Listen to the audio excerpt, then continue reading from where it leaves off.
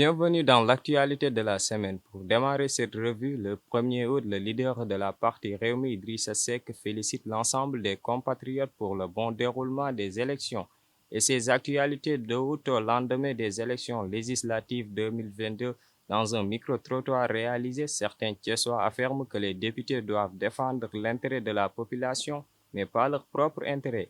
Et toujours ces actualités de 2 août, le chef d'Al-Qaïda, l'Égyptien Ayman al-Zawahiri, a été tué dans la nuit du samedi. Et on continue toujours ces actualités le 3 août, 72 heures après les premières tendances des élections législatives. La population thiessoise était mécontente de la lenteur des résultats.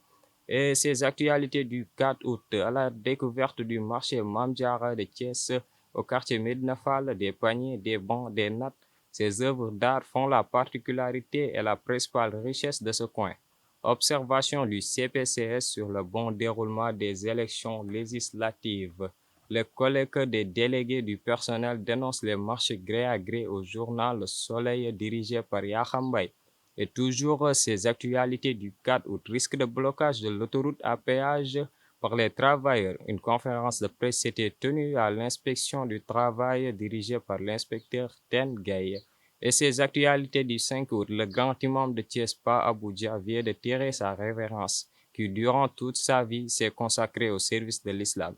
Préparation Tamkharit à Thiès à moins de 48 heures du fait, le traditionnel couscous se prépare activement chez les ménagères. Sport, démarrage des championnats européens en France, Lyon gagne difficilement face à Ajaccio 2-1. Et en Angleterre, l'Arsenal démarre fort le championnat en battant Crystal Palace sur sa pelouse 2-0. Et enfin, en Allemagne, le Bayern était sans pitié devant l'Eintracht Francfort 6-1 en faveur des Bavarois et Sadio Mané qui ouvre son compteur en championnat.